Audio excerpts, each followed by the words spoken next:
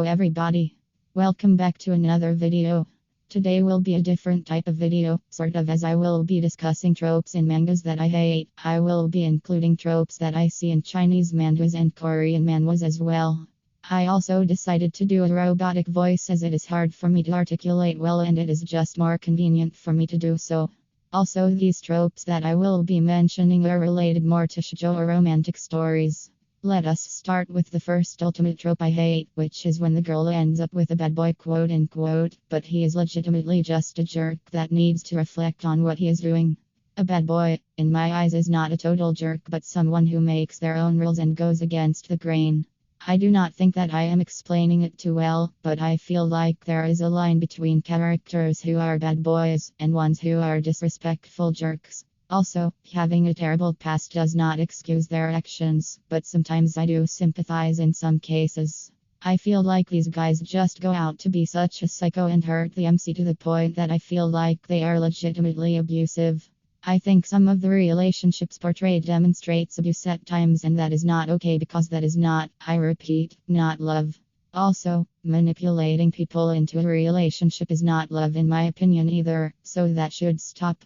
Just a note, I also hate this trope even if it is reverse, a female jerk and a nice male. It does not matter to me, male or female, if you are a horrible human being, that is what you are in my mind, unless you truly, sincerely change.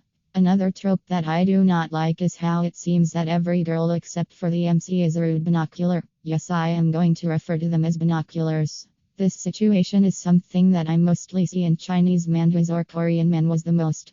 Like, I get the situation the first time is pretty entertaining, but if the MC has to repeatedly deal with one-dimensional binoculars instead of complex villains, the plot gets dragged out and tiresome. Also, why does some of these one-dimensional binoculars seem to take longer to be put in their place than actual complex villains? Like, author, what are you doing? The third trope that I dislike that sort of comes with the first trope at times is the concept of a contractual love. What do I mean by that?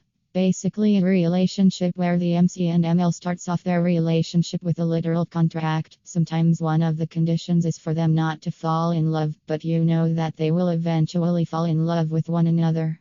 In some cases I do find it romantic, but when paired with the first trope, I tend to steer away from those stories because I do not find it romantic or cute. I tend to find these relationships too forced and sometimes manipulative in ways that I sort of view it as abusive as well.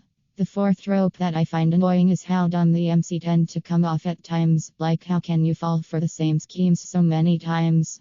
Anyways, I do not have much to say about this, but it is not as bad as the other tropes I mentioned. The last trope that I will mention in this video is related back to the first trope, and that is how come the ML are hypocrites.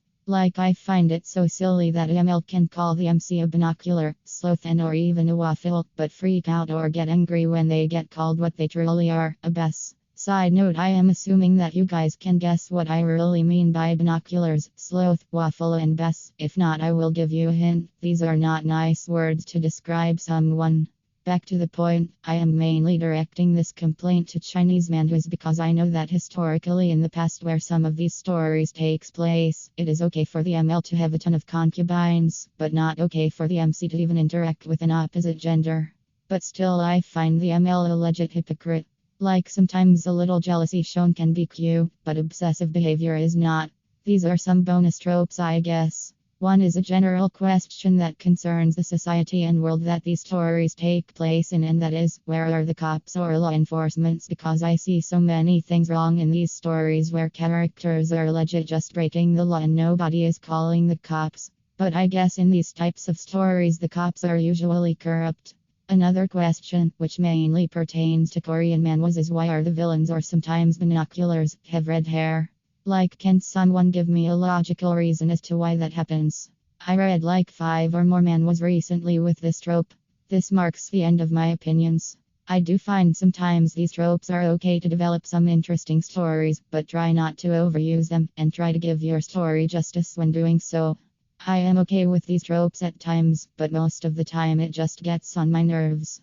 I am sorry that this video seems like I am just ranting, which I am, but I am now curious. Do you guys have any tropes that you dislike or feel are overused? Tell me in the comments down below. Also, I am sorry if this robot voice that I am using is not clear with some of the words at times.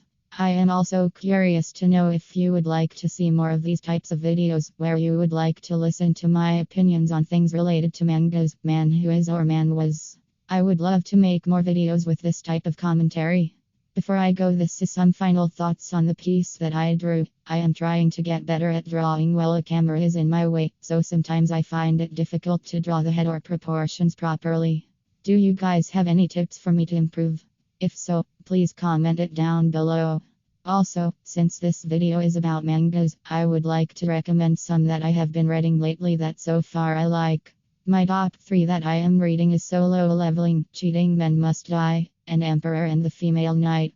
All in all, please follow me on my Instagram at XxJudeso.oxX. I will see you in the next video.